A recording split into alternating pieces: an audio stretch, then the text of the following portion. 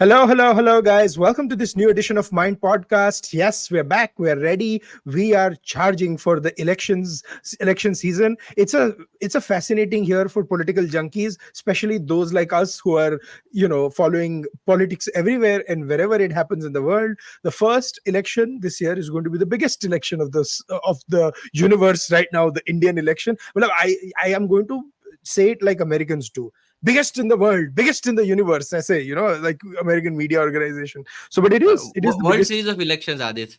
World Series of Elections. Absolutely. नहीं, World Series नहीं हो सकता, उसमें टोरंटो भी खेलती है. We don't want to suggest that other countries so domestic but world's biggest. um, Mm. so anyways, the world's biggest election in India is happening. After that, there's going to be a very significant presidential election in America that's going to be happening, and after that, there is going to be the United Kingdom election. So one of those weird years. Even in 2004, I think UK was voting in 2005. So three countries have not voted in the same year for a long, long time. And it's going to be very interesting for political junkies. So we kick off our election season analysis. So this is going to be a 3 to 4 part podcast because, I mean, you cannot cover. मतलब India एक phase में election नहीं कर सकती, तो हमारी क्या मजाल कि एक एपिसोड में सारी इंडिया इलेक्शंस की बातें कर ले, right? So it's just going to be a deep, in-depth dive into this thing. So we're going to start with on the north and west side, but we're not going to talk about the north and west India. We are going to talk about just the candidates that have been declared. And then Kishore Narayan, before I introduce the panel, I'll introduce our compadre who couldn't make it, unfortunately, because of a conflict. He'll be back next time when we record to talk about, the other seats. But before I get into it, let me introduce my fellow compadres, Mohal Joshi, political analyst, columnist, co-host of the India Rising podcast with Mohal and Kishore. We have Mr. Mohal Joshi. Welcome back to my podcast, Mohal. Thanks, Adit. Very And glad to be here again. we have our good friend, keen observer of Indian politics, columnist, analyst, and I dare I say, Rohit, a fantastic podcaster as well. Because you may not have hosted, but you have done some wonderful podcasts. So welcome back to my podcast, Rohit Pathania. Thank you so much, Aadit Bhai, and it's a pleasure. And thank you for the gracious remarks. Absolutely, absolutely. No, I have to be gracious because for the next 55 minutes, then if I have to insult you both, I have to be a little gracious. No, I'm just kidding. Uh, so, I mean, what a fascinating turn of events, right? You have, first of all, Rohit and I have been talking about this offline, and we kept saying, Rohit, that the elections may not happen at the same time as they did last time 5 years ago, and it seems almost certain because for once the State Bank of India and Supreme Court wala hearing is happening tomorrow, if I'm not mistaken. Yeah. Last time they were announced on 9th or 10th of March, and usually after they are announced they at least have a 4-week period because you have to file the nominations, they have to get approved, there's campaigning. It's already March 8th or March 9th in India by the time you guys will be listening to this. So it's going to be late. But before we get started, to all my friends, greetings on Shivratri. For all my Kashmiri friends, Herat Mubarak. And hope everyone's having a lovely day, and may Shiva bless us all. So on that note, what do you think, Rohit, before I get into Mohal on seat by seat? Do you think the elections are going to definitely happen a week or 2 weeks late from when they happened the last time? Aadit Bhai, as we've been discussing, I think you are on track with this idea that the elections cannot happen on the same time as has been the usual practice. Mhm. And you've hit the nail on the head. The electoral bonds case is one that is actually stuck up in a bit of a legal mess right now, and there have been judgments that have been also adverse to the idea of electoral bonds as they stand right now, or Mhm. as they were till the observations and the judgment came up. So, till that matter isn't solved out, I mean, electoral funding, after all, is critical to getting the election juggernaut rolling, right, for any party. So, if there is no clarity on how to, secure funding in a manner that satisfies many stakeholders of the ecosystem, including the observers and the auditors, Mhm. I mean, everybody would have a wait and watch approach, even from the election commission's perspective, Correct. or even the other independent observers. I don't think there's it. I don't think it's not that all of a sudden this will be taken up as some kind of excuse to postpone Nay, elections nay, this is pretty indefinitely. common. But yeah, but I get what is. But I agree with you. I mean, it might even end up happening in the late May and June, because candidates, while they're being announced, I don't see them even lining up in front of the election commission to file papers so far.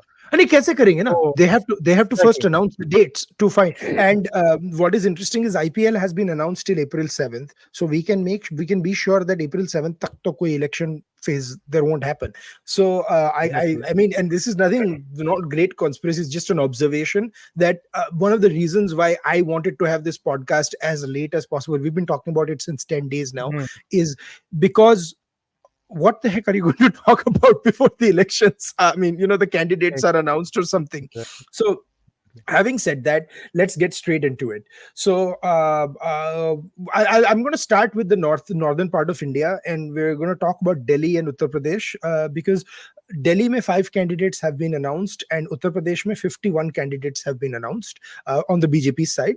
And BJP, is the primary a party, the primary pole now around which the Indian politics is revolving. So if earlier, so everyone be like, oh, why are you talking about BJP candidates first? I'm like, because buddy, they are in line to form the government again, and we're going to talk about detailed discussion in what is happening, and what is happening in the whole situation.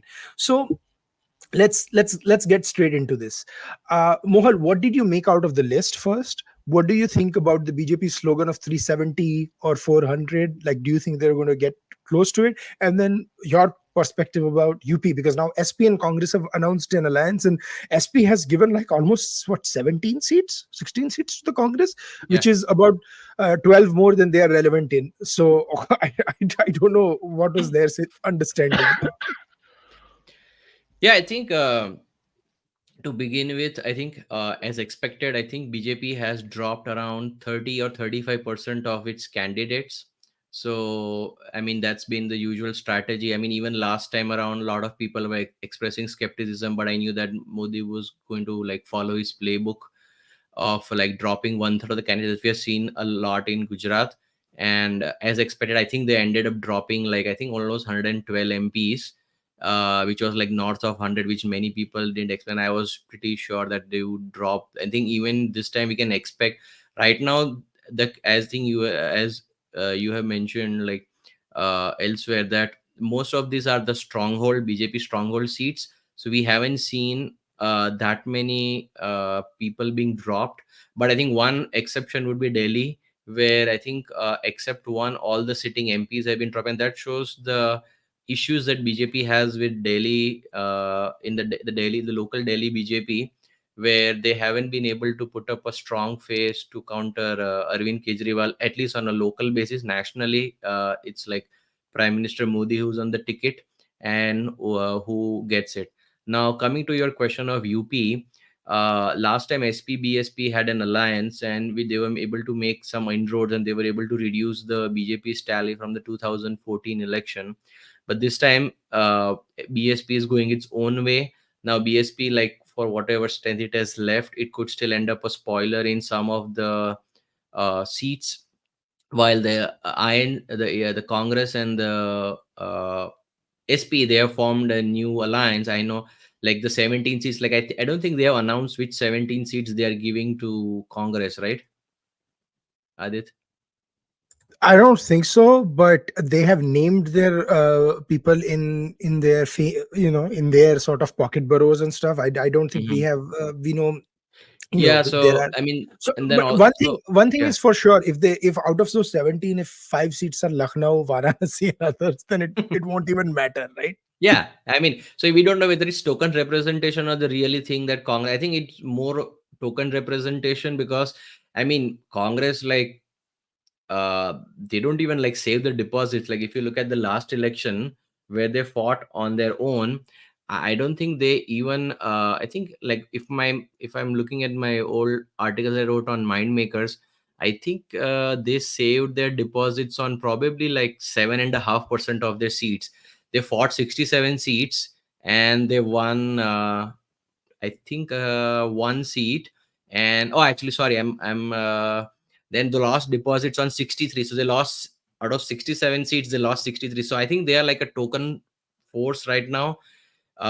They were runner up on three seats. They won the one seat, which was Sonia Gandhi in Raebareli. So, and then even like, And now we know that Sonia will not be contesting from yeah, Raebareli. She's yeah, a Rajya Sabha MP, so it'll be either Priyanka or some one else who's, imagine they're ready to, or they are destined to lose yeah, Raebareli as yeah. well. It seems. And also remember, like BJP not only got 50, sorry, BJP plus the allies like Apna Dal, they did get more than 50% of their vote share. And I think what one good thing BJP has done in like states like Bihar, Maharashtra, I think they gotten the 1%, 2%er parties. I think this is like, Adit, we talked even like 5 years ago, to get this aim that Prime Minister professes of 400, which I still think is a long shot. But they want to get all the 1% or 2% or parties because they add up incrementally and they deny the opportunity. Now let's say if BJP plus Apna Dal was 50.8% last time, then if you add like RLD's incremental vote, and I think even this time we have the other couple of parties like Nishad party is contesting in an alliance with them. And then also who's that other party? Adit, do you remember like something like Sohel? I forget like the name. SDSP, Suhel Dev Samaj Party. I Yeah, think. Sohel Dev Samaj Party. So see, like That's those right. will all add up. So now they're already, if you're starting at a base of 51, and if you add all Mm. those folks, like I mean, they'll be pretty much unbeatable in Uttar Pradesh, in my opinion. I mean, they're bound to get like 65, 70 plus. I mean, obviously we have those five pocket boroughs of where the five family members of SP do win. BSP, I don't see any hope of them contesting alone, and they will just play a spoiler for some candidate here and there. Mm. So they could easily repeat their 2014 performance, which was a notch above the 2019 performance. That's right. That's right. So interesting. Rohit, what do you think? What is your take about UP and what is your take about Delhi? Both. So I'll start with Uttar Pradesh first. And while Mohal Bhai does have a very valid point, you have to realize one thing: it was not the Congress that was necessarily desperate to get an alliance with the SP. This time it was the other way around. Surprisingly, it was the Samajwadi Party that was more desperate to get an alliance with the Congress. And the reason behind this is something that I've been saying repeatedly, even in your podcast, Adit. The so-called Bharat Jodo Yatra was essentially a yatra meant for mobilizing a minority vote, है ना? And after the kind of results that was seen in 2022 Vidhan Sabha, there was already talk on the ground of the minority vote moving towards the Congress because Samajwadi Party, despite all its efforts, was unable to defeat the BJP by any Exactly. substantial measure.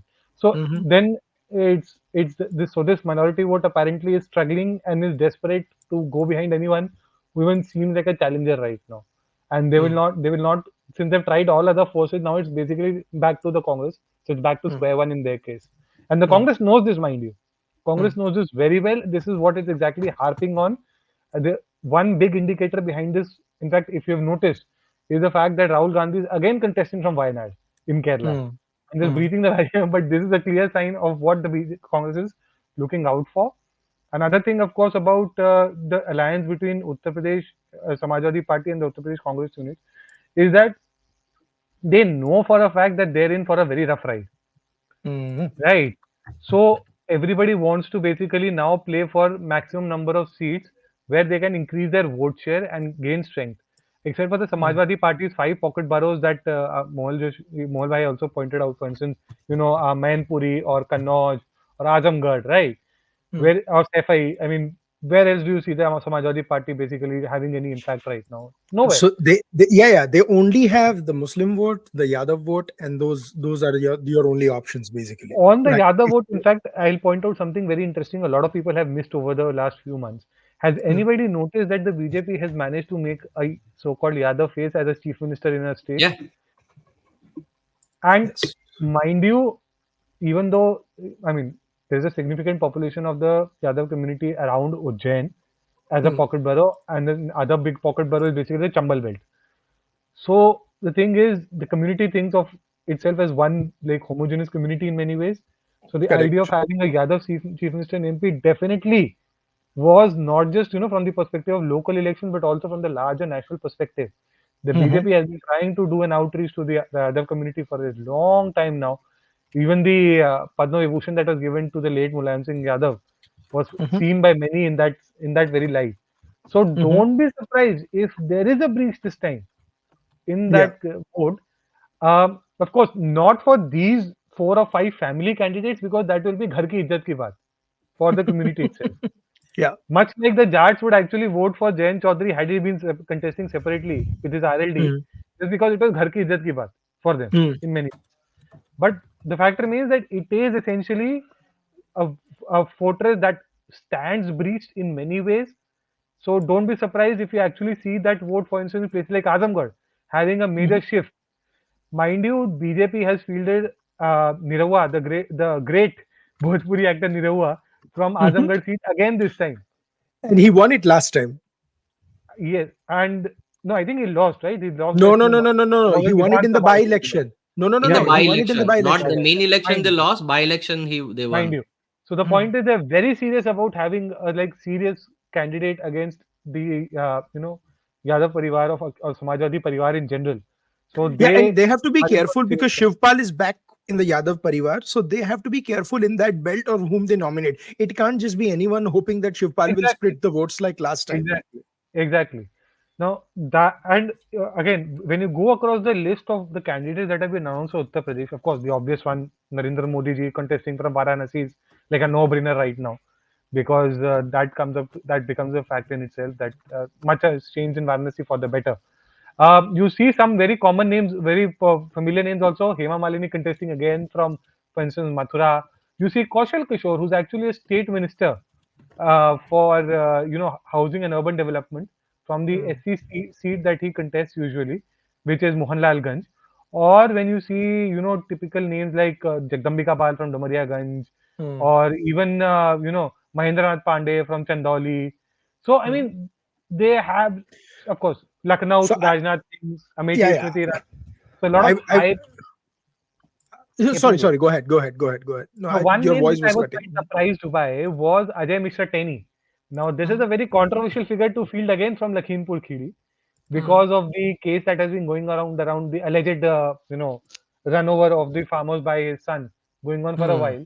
So, is that a sign by the BJP that they continue to repose their faith in him and his family because he's a very popular candidate, mind you, in the region, and Mm. this is a seat that was usually, also. I want to see what happens to Varun Gandhi though. I've not seen his name yet in the I- list. Neither have we seen any names from Pilibhit. Neither have we seen any Exactly. names from on what's the other name?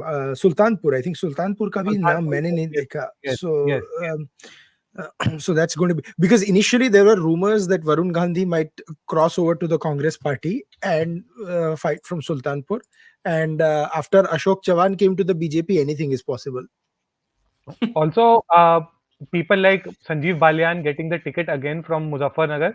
I mean, Hmm. that's a good sign in confidence, given the fact that he might. I mean, getting another ticket this time. Hmm. I would also place my bets on him probably being inducted in the ministry if he wins this election this time because he's a fairly popular candidate in Western UP. Most people Sanjeev don't take Balyan him. is okay. Yes, Interesting. Yeah. and got of course my own constituency, Dr. Mahesh Sharma, no brainer Hmm. again. I mean, even though he doesn't have any popularity votes to gain here, Hmm. but fact remains that they're banking on the fact that the district is basically a BJP hub in many ways. And so let me since we are talking about Uttar Pradesh, let's talk a little bit about Uttarakhand, right? Because I suggested and Rohit, you can correct me if I'm wrong or something. I said that Uttarakhand mein 4 seats are confirmed for BJP. There is a chance that Congress has a chance in one because of the Agniveer scheme and so forth. And I got massive trolling that I have no idea what I'm talking about. Now you can tell me is that a right? I'm not saying that they are going to win it. I'm saying there is a chance because in some context there is sort of a bit of a gussa. No, you're right, and it's very interesting because from Tehri, Mala Rajya Lakshmi Shah ji has been given the ticket this time. She Correct. was the speaker of the Vidhan Sabha in Uttarakhand. Interestingly, she belongs to the royal family of Garhwal. Hmm. So, I mean, the BJP actually trying to go back to some kind of, larger trust and how do you say, uh, respect for the royal family to give a seat from a place where the most number of, you know, army inductions used to happen. Literally, you could say, aside besides Himachal, TD Garhwal has one of those numbers. Of course, entire Uttarakhand is like that, but TD Garhwal has a definitely high number going in. So clearly, it is a sign that they were worried about the impact of what would happen with the Agniveer scheme. And you also see Ajay Bhatt, who has also been the State Minister of Defense for a while, being given the ticket again. So, I mean, they haven't necessarily gone beyond the but Mala Rajalakshmi Shah's ticket for me personally is a bit of a surprise. And I think that has Hmm. got to do with the fact that they were worried about the burn off that will happen from the Agniveer scheme. Hmm. Interesting, interesting. So, what do you think, Mohal? Your closing thoughts on these before we move on to the other states? Yeah, so one last point I wanted to make about like Delhi. So interestingly, like AAP and Congress, they have joined in an alliance. So if you look at it geographically, the top three, the northern three seats have been Hmm. given by AAP to Congress, while the southern four seats, including Chandni Chowk and those, have been fought by op. So the interestingly, like somebody was like just making a lighter comment that Sonia Gandhi will have to vote for an AAP candidate because she resides in like that part of Delhi. Yeah, it's But very but I interesting. mean, last time like BJP, I mean, they did sweep all the seven seats, and Yes. even when I did the math of adding up the votes of Congress plus AAP, they still didn't. Cross the threshold of beating BJP in any of the seven seats. I mean, interestingly, the closest they got was like still like I think it was like Chandni Chowk where they were still off by like 9 percentage points. So they Hmm. have a mountain to climb. I mean, they did do the alliance, No, but see, but the thing is, I always Delhi may you can never just add Congress plus up because the thing definitely is, that anywhere. but, I mean, for a matter of fact, but yeah, I'm just like saying, but like even like if you add it, like it's still a huge mountain to climb. no, no, and the fact is, BJP MPs were sitting MPs were a little bit unpopular. If they weren't, four of them would not have been changed. Yeah, Right? Exactly. The, To the, add the, to Mohal Bhai's point on, earlier point on, and as you said, dropping of the candidates, Harshvardhan used to contest from Chandni Chowk, dropped, replaced by Praveen Khandelwal. yeah. Um, Meenakshi Lekhi, the sitting State Minister for External Affairs, has been dropped from New Delhi, and the ticket has been given to Bansuri Swaraj, Sushma मतलब Swaraj, state Sushma Swaraj. Lawyer की ticket lawyer community में ही रही. That, at interestingly, that used to be Sushma Swaraj's seat, by the way. Absolutely, For- she for defeated Sushma Ajay Swaraj. Makan, if I'm not mistaken, from New Delhi. Yes, and we also see, interestingly, Ramveer Singh Biduri being brought in, and Ramesh Muduri being dropped for, so far. So let's see how all it the, works. all the quote unquote rabble rousing faces have been dropped. Second, one One very very important. interesting name that I saw, but I'm not sure, I've not been able to confirm it, is Manjinder Sirsa being given the Hmm. ticket from East Delhi. Gautam Gambhir, mind you, a few days before had said That that I hasn't am been announced yet. politics and all. Sirsa But ki ticket still, hasn't been announced yet. not been announced, so I've been seeing the floating rumor Huh. around it. But funnily, just before the list was announced, Gautam Gambhir decides to quit politics Hmm. and focus full time, which probably was read by many people as a sign of frustration with the BJP for not making the face of the party in Delhi No, against Arvind I Kejriwal. think But the this. fact is, nobody can defeat Arvind Kejriwal at the Vidan Sabha level, even if the elections were to happen simultaneously. It's a sad reality for the BJP, but it remains a fact that despite all that has happened in Delhi over the years, They it have still remains a themselves to very big seat. blame. The Exactly. BJP in Delhi on a state level was indefeatable. When it was led by the trio of Kedarnath Sahani, Vijay Kumar Malhotra, and Madanlal Khurana. It Yep. just was. And then, the whole two people, I think two guds that BJP made a huge mistake on was with Madanlal Khurana in Delhi and with Kalyan Singh in Uttar Pradesh. And those were the big, big, big. I mean, otherwise, they could have. Delhi is your original hunting grounds, yeah. So if there Exactly. are two two places where quote unquote BJP was called your Baniya Brahmin party, right? The party of traders, small traders, and the party of, that is why they saw the big success that they did in Delhi and Gujarat, because Yeah. that is where all their advantage, even the funding, came from, a lot of them. And so what I was saying was, Chandni Chowk mein a lot of traders were very happy to see Praveen Khandelwal's name, because he comes from the trading community, and they're like, we don't want, we want someone who's and articulates our concern, right? Hota kya hai with Delhi is, if you have quote unquote national faces, you don't have people, it's still a constituencies. MPs do have to articulate about the constituencies, right? So that is also a reason why sometimes. So, see, I see Basuri Swaraj is a very interesting nominee. I personally don't think she's going to be made a minister, right? So this could have been a reaction to whether Mrs. Lekhi was a minister, and I don't know if they wanted someone to be more at the constituency level. And New Fair Delhi point. is where the maximum bureaucrats vote. By the way, now that you pointed out, now that you talked about it, I must point out that Praveen Khandelwal is also chairman of the Confederation of All India Traders. Hmm. So, I mean, it is basically literally an organization that is a very heavy Banya presence and has very Absolutely. deep roots in Delhi. So Also, like in 2019, I think Congress, they haven't announced their candidates for Delhi, right? Still, Not yet, not yet. The because list of see, in 39 doesn't have 2019, anybody I from think Delhi. they put out their big wigs. So I think Ajay Makan, Sheila Dikshit, and I think Arvinder Singh Lovely, they contested the seats, and they still lost heavily to like BJP. So it'll be interesting that these three northern seats, where who will Congress nominate? I mean, last time they went with all the heavyweights and they still didn't make it. So interesting to who they nominate in the coming Yeah, days. no, that's true. That's true. I mean, I also want to see who they nominate, because if they are going to nominate Arvinder Singh Lovely, uh, might be a bit of a game on with the BJP in that case. He's fairly popular in pockets of Northeast Yeah, Delhi. but So I mean, Sheila Dikshit unfortunately is no more. So like her they will have son to used to find. contest East Delhi, but her son is a literally spent force right now. So So interesting. Okay, moving. So moving, you guys gave me a good detour. Let's go from Delhi to Gujarat. Gujarat has only been given. I mean, it's going to be a 26-0. I don't even know why we are bothering to discuss. So, but it is my state. It is Mohal state. So we have to pretend that we there is a contest there. It isn't. The average margin of victory last time was 3 lakh votes. The average margin of victory.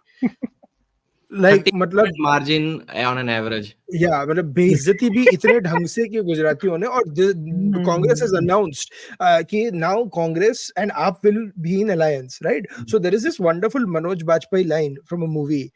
Is like, आप थे zero, आप है zero, और आप रहेंगे zero. That is that is the situation for Congress and Aam Aadmi Party in Gujarat. Having said that, there are two seats or three seats maybe where there is going to be a bit of a contest. Dahod, where Congress came the closest, and they lost that seat by 1.2 lakh votes. That was the closest. Okay, last election. Second is Bharuch, um, and the third is Banaskantha. So Banaskantha has a significant Muslim population as well, and then there is some Thakur vote and stuff. So that will go. It's a North Gujarat. Bharuch is very interesting. Bharuch has very tribal pockets, and it has a pocket of Dediapada, which Aam Aadmi Party won on its own in a trifecta contest with thing, and they have nominated the same sitting MLA as an MP face from Bharuch. So BJP is like saying, and if you notice, BJP only released half the list. Gandhinagar ka to pata hi tha, but those three seats are listed in that list. So BJP at a subliminal level knows that these are the contested seats. I can assure you, the seats that they have listed, they are the only ones where Congress has a chance. The others, matlab BJP kusi ko, they have not released the for Surat. I mean, Navsari, CR Patil won by 6 lakh votes last time. 6 lakh votes. So that exactly similar things are going to happen. But it's very interesting. So Mohal, your point, your First, I perspective need on to correct Gujarat. you. Like that Date Padia seat was AAP one is a local strongman. I don't think we can attribute that to AAP popularity, right? No, it's not. But I'm saying, if he is going to be contesting on Dediapada in Bharuch, right? He will have his local pull amongst tribal constituencies. It's nothing to do with AAP.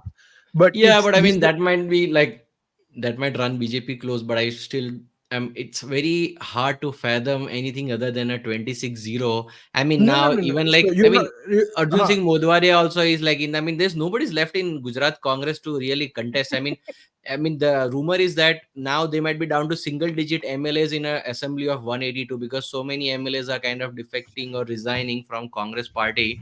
So I mean, just imagine if you're like single digits. I mean, you're just literally a spent force in the whole state. I mean, even this Bharuch and Bhavnagar that they have shared. I mean, they might just make it like interesting, but I don't think they have a lot of chance of winning. And then it comes to like son of the soil, like Narendra Modi. I mean, that emotional attachment and vote is going to go for Modi. I mean, easily BJP is going to win like 55-60% of the vote share. So Yeah. But No, but what has see. gotten my fancy, sorry, Aditya, but Huh. couple of things that I noted. One, I've seen like at least three sitting ministers of the central government getting tickets again.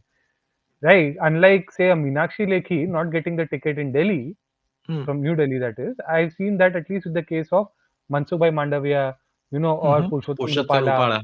है Mm-hmm. ना? So you or Amit Shah. I mean, Amit Shah, of course, is like a bit of a no-brainer, but at least three sitting ministers who have been given tickets again. So clear, either there's a lot of confidence in them, right? In Hmm. the sense that they might get re-inducted in the cabinet in whatever portfolio they're already handling. I mean, Oh, that is the only way I would be able to. And Purushottam Bhai Rupala is definitely coming back in the cabinet. Mansukh Bhai, I will be absolutely astounded if he doesn't come back in the cabinet, because exactly.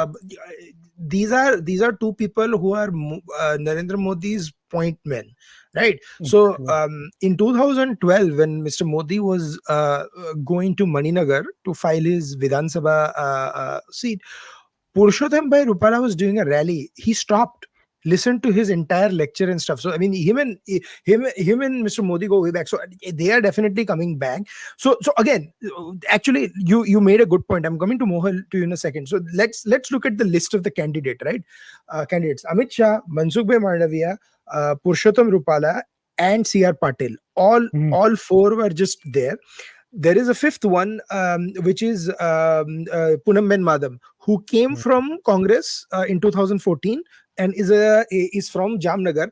She fought against her own uncle Vikram Madam in Jamnagar, and Jamnagar, by the way, used to be a 50-50 seat.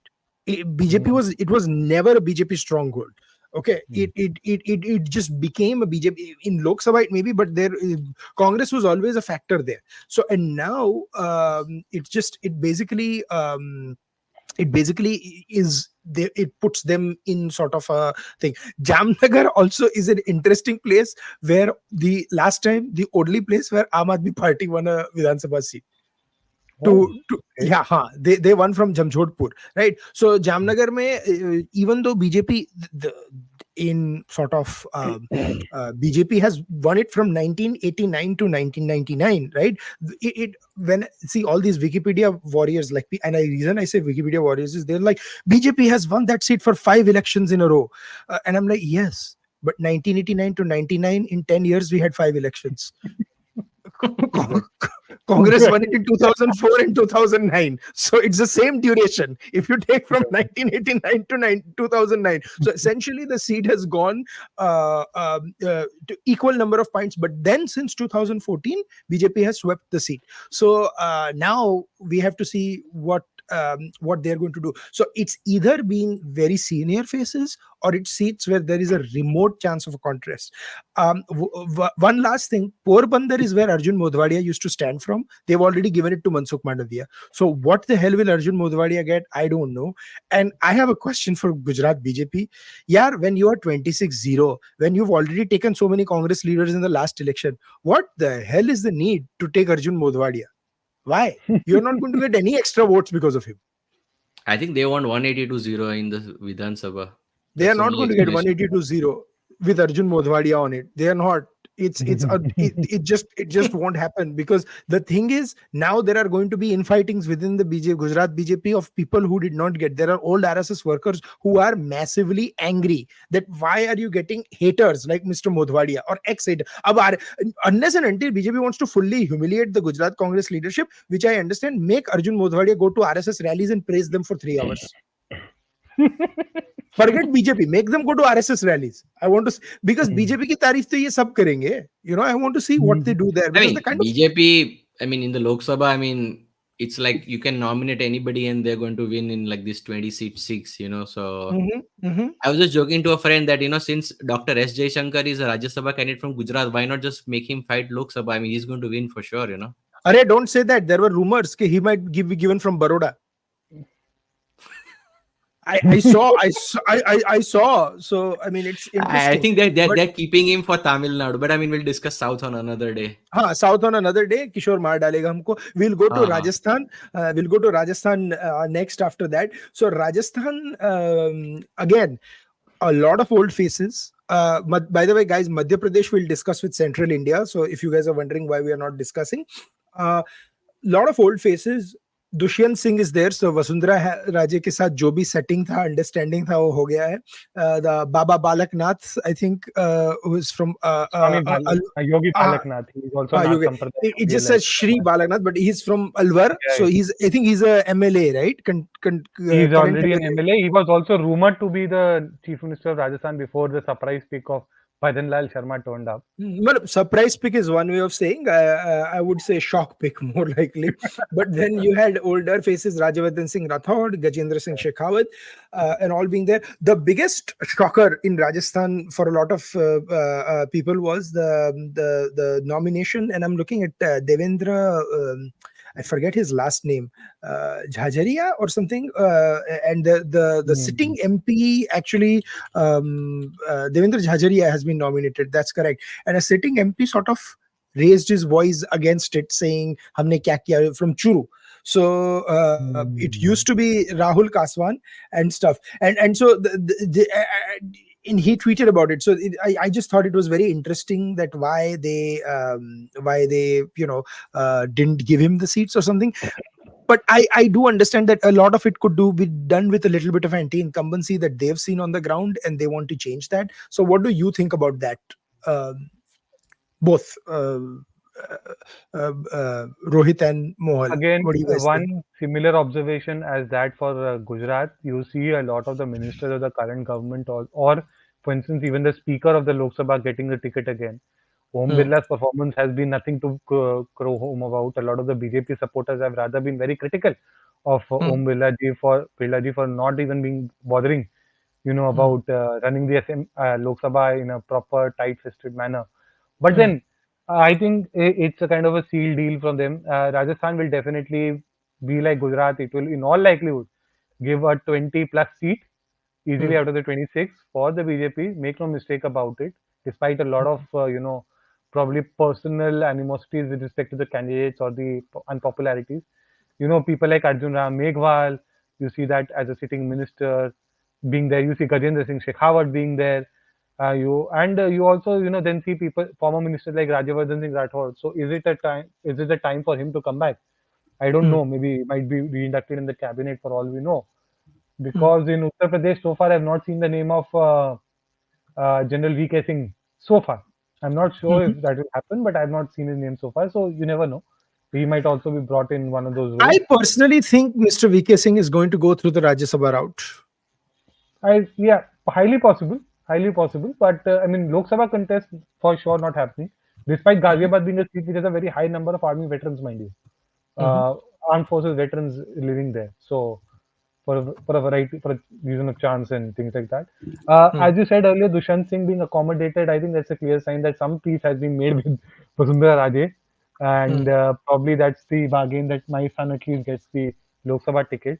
I was thinking that she might get the Lok Sabha ticket and be made a cabinet minister, but that is not going to happen. We'll talk about another candidate similar probably at a later stage from hmm. MP. But these are not anything. Those who follow Rajasthan politics would not be surprised by the names.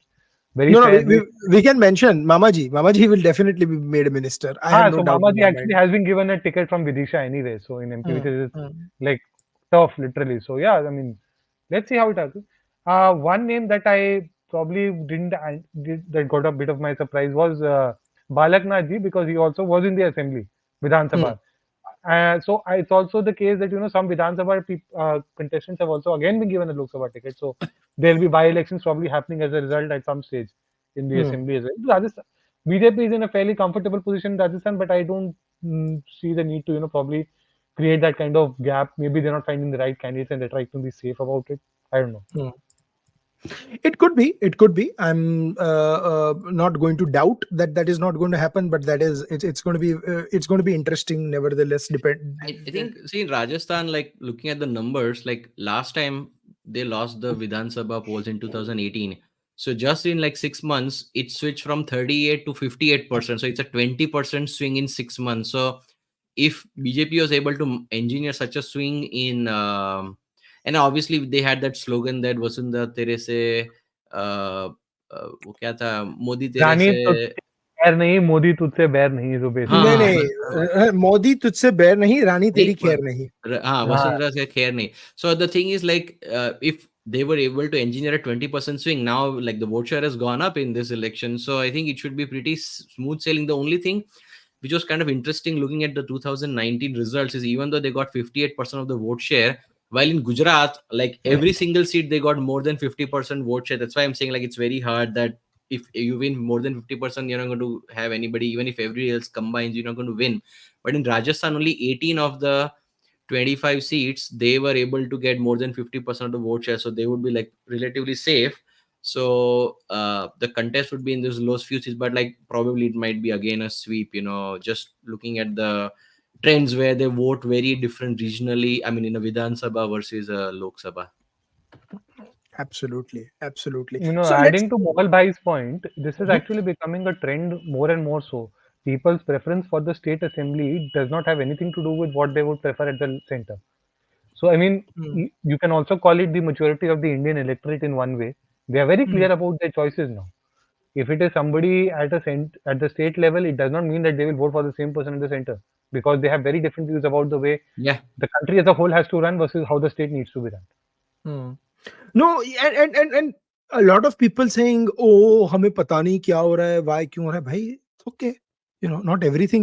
Everyone has their own reasons to do it, and I agree. I again add to this where people somehow don't understand this very clearly when I tell them you do not have you can have issues about faces. Not everything is about Mr. Modi. Like there are primarily this election is going to be fought on Mr. Modi, but then if BJP has a bad face on a seat, they will lose. And sometimes on a very strong Congress seat, if BJP has a good face, they could win. So don't be so shocked if that happens. One very interesting thing is, and I'm going to come to Mohal for this, in Bihar, in Maharashtra, and in Karnataka, where BJP has allies, BJP has not announced a single candidate. Okay, not even Mr. Gadkari's name has been announced, which I would expect that would have been a absolute basic thing to announce. I also think Ms. Nirmala ji might be contesting from Tamil Nadu, but we'll see when that happens. So, what do you think? Why are the names not being announced? Do you think BJP is facing some stiff sort of coordination issues with the allies? And the other question is, why do they need so many allies? Because at the strongest that Miss Indira Gandhi was, they did not have that many allies. So one could argue Mr. Modi, I mean, it's a sense of inevitability that he's going to get 272 NDAs. So you think there is a chance that they think that they may struggle to get to 350, which they need I for think, certain. see, if BJP, I mean, all reports say like BJP should get around 300 plus seats, right? I mean, maybe 320 plus. So the thing is that I don't think they require that many allies to form the government. I don't think it's in a doubt. They just want to have that overwhelming presence where, let's say, even if there was, let's say, contentious resolutions being passed, let's say, I'm just putting it theoretically, let's say, UCC bill or something, they want the allies in the Rajya Sabha. So they just want smooth sailing. I mean, it's better to have friends on your side, even though you are the most dominant party.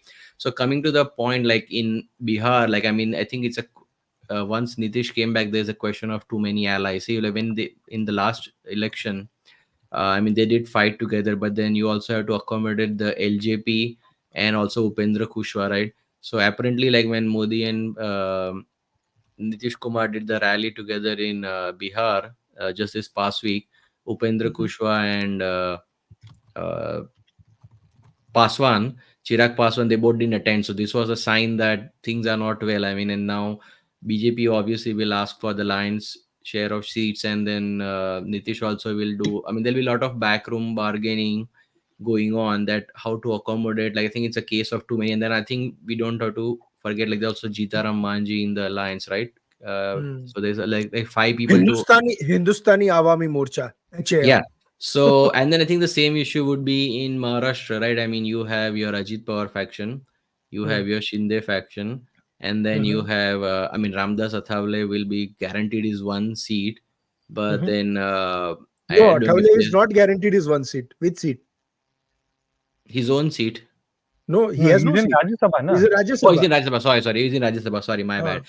So, basically, like there is this question. I think there'll be a lot of push and pull, like of which, and I think same even like on the India alliance side, there are still these issues that, I mean, let's say if uh, like Upendra Kushwaha or I don't think Paswan might jump, but like let's say if they jump ships, then how do they accommodate? Because they have their own RJD, they have the Congress, they have the CPIM, and those factions to accommodate.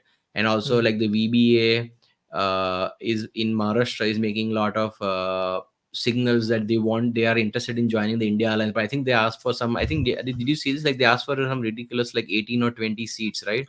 So Mhm. I don't know how they are worthy of that many seats. And so like I think a lot of backroom negotiation. I think this is like where the election, if I don't think BJP is losing, but even if the India alliance has to make a good show out of it and just be a respectable margin, they need to get Maharashtra and Bihar right, because pretty much elsewhere the game is kind of set, if you say, so those are the two ways they can like bring down Modi to some decent level, See, for the if India you alliance. there are two key ones. The BJP released 195 nominees. Out of them, 66 they have to win within at least an 80% strike rate, get about 160. If they don't, they are in trouble, because the others, and when I say in trouble, they may still win. The NDA will win, but it's going to be tough in terms of forming the government with, like, with the numbers that they want. Congress, on the other hand, has to understand they only have 5 seats from a majority of Northwest India. If you exclude Punjab, they don't have more than 5 seats, right? You cannot win an election when you are just so right now. Congress is a regional party. Congress is a Hmm. regional party of South India, and where it wins on DMK's piggyback a little bit in Kerala, where it stands on its own, and it's DK Shivkumar's party in Karnataka, essentially. Yeah. You how do they manage that? We have to see. I personally think they'll do a little bit better in Karnataka than they did last time, even though BJP and JDS are in alliance. I think Congress is likely to pick up 5 seats in Karnataka. A few, so they'll get their 25 seats from the south, 25 to 30 seats from the south, right? What the heck are they going to do about the rest of India is what remains to be seen. If Congress ends up getting 40, 50 seats from the rest of India, everyone else is in play. If Congress is reduced to 5 or 10 seats, BJP is going to come back with an even bigger number than 2019. Yeah, no, that's true. That's a good point, Adit. And if on VBA, Vanchit Bahujan Aghadi, actually, what is why one of the reasons why the 18 to 20 seats they were asking were mainly for the Vidhan Sabha. Lok Sabha, I think they were asking for 2, 3. But one of the reasons why the India Alliance rather is very keen on getting them on board is because apparently in recent they've been there as the estimation is that they stand at about a 7% vote share, which is a huge number by Maharashtra politics standards, Hmm. right? The kind of factiousness that is there. So yeah, I mean, highly likely that they might end up with some kind of application going on, especially for Mumbai seats more than Hmm. any other seat. In Bihar, also the issue of, by the way, Pashupati Nath Paras led, what is it, Lok Jan Shakti, right? If I'm not mistaken, Lok Jan Hmm. Shakti Party, and Chirag Paswan finally have been asked to make amends, Hmm. and basically they might contest on 6 seats eventually again, which will include 1 seat for Chirag Paswan.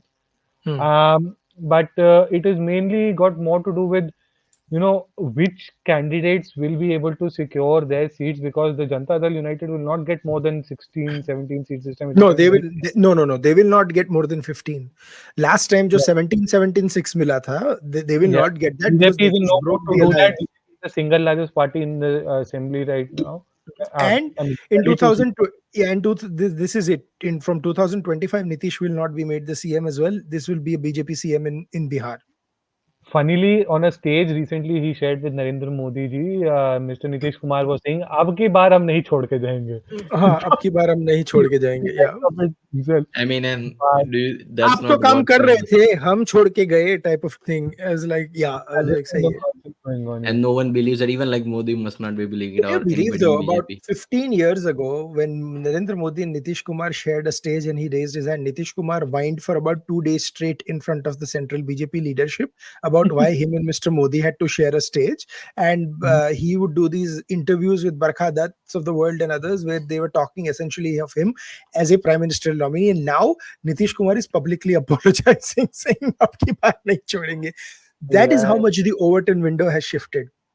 agree, agree.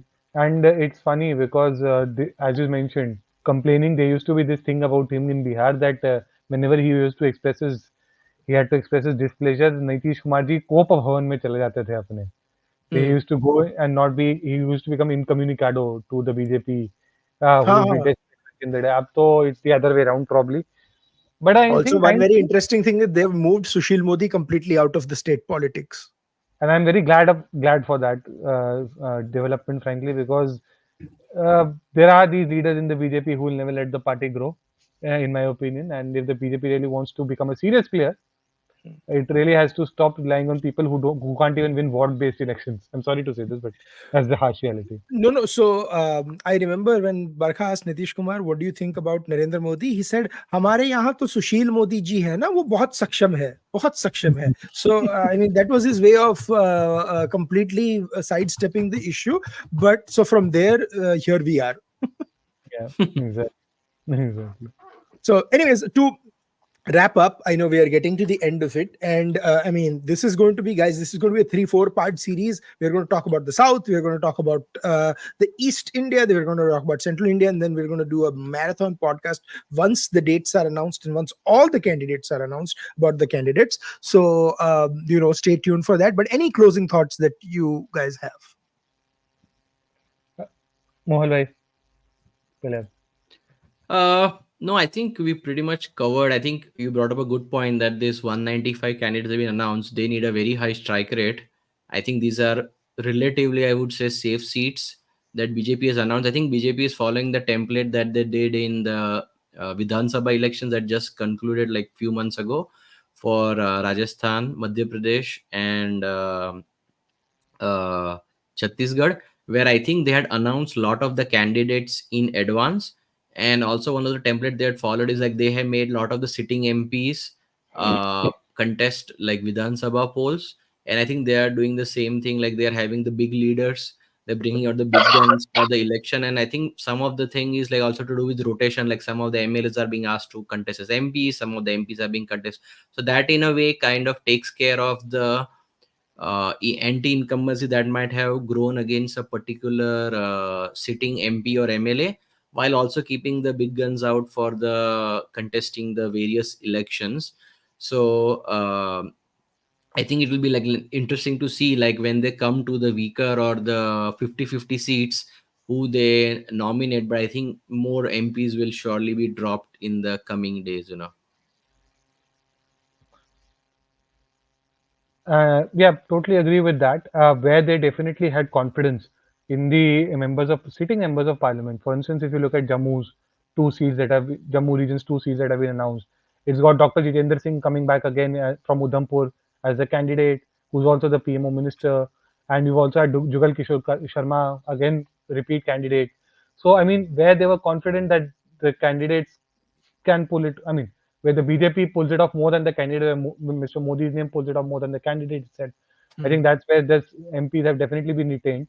However, there also has been some focus on probably looking at whether the MP track record is keep retaining popularity for the sitting MP, because of it they have been dropped. Also they drop the tickets being cut for people like Miss Meenakshi Lekhi was a bit of a surprise for me personally, Hmm. but I'm not surprised when I see that from the overall picture of things, where people who seem to be like strong pointsmen for Mr. Modi for his personal pet schemes. For instance, Mr. Gajendra Shekhawat as the Jal Shakti minister, implementing the Jal Jeevan mission, which, mind you, will have a very big impact on this year's elections in terms of the outcomes that you will see. Or for that matter, when you see somebody like Mansukh Mandaviya ji, who as the Minister of Pharma, basic pharma and chemicals, rolling out a large number of personal pet initiatives of the Prime Minister, especially the Hmm. bike drug parks, for instance, which are recently, awarded, which included Hmm. one given even to a state like Himachal Pradesh, given its small base.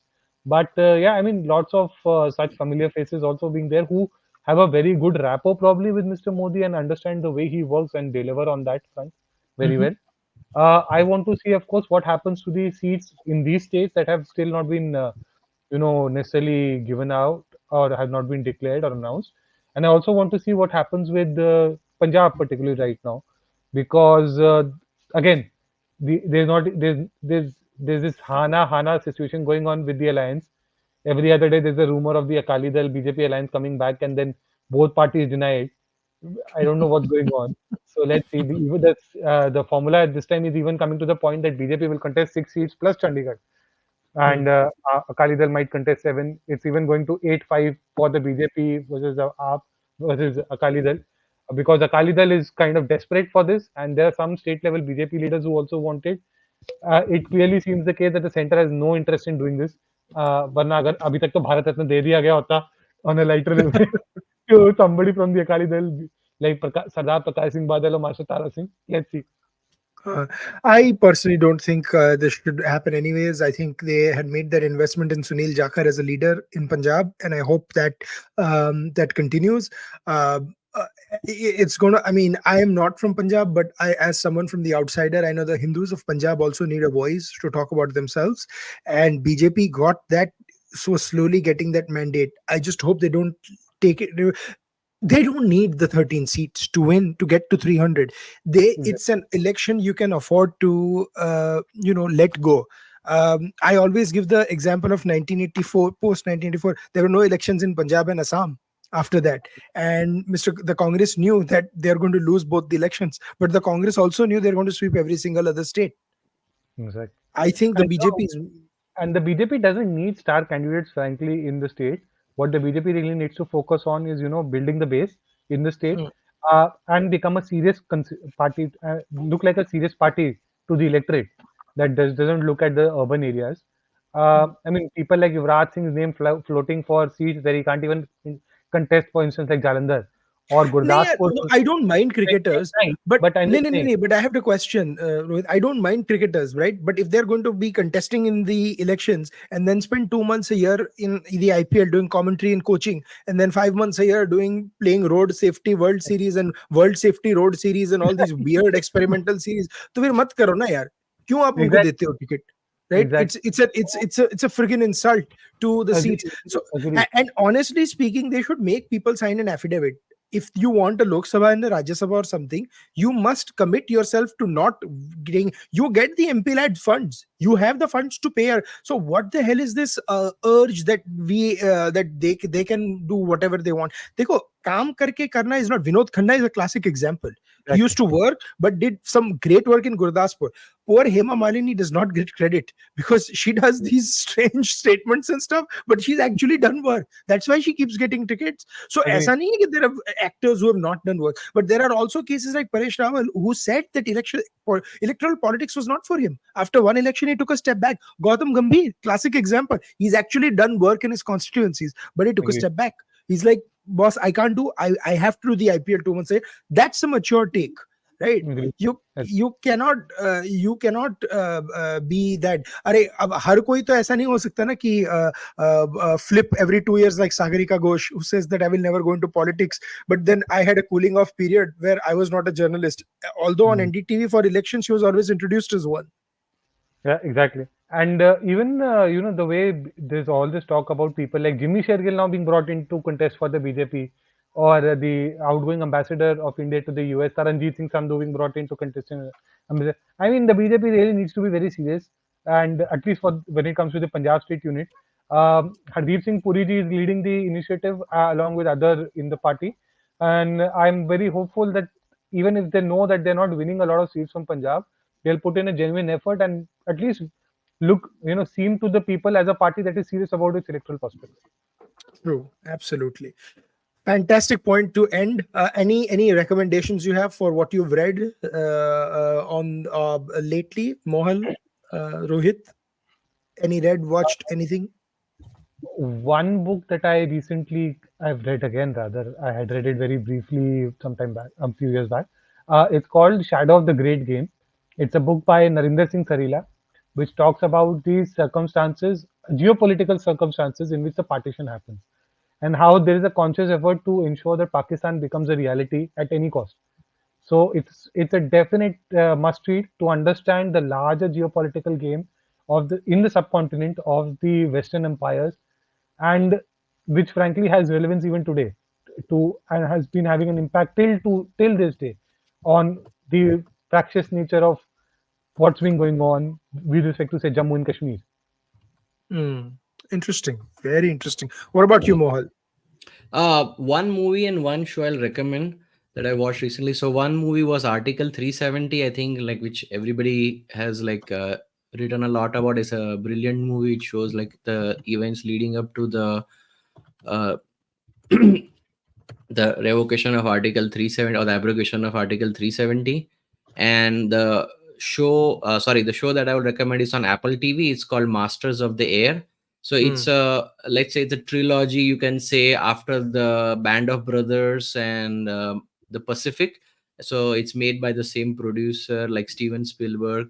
So this one covers like the air campaign, the daylight air bombing campaign that the allies, and in particular this show the 100th bomber group with the B-17s that they did over Europe. And it just covers their story, like how some of them get shot down, if they have a traumatic time, a lot of people come back with kind of PTSD symptoms. So it's another good show.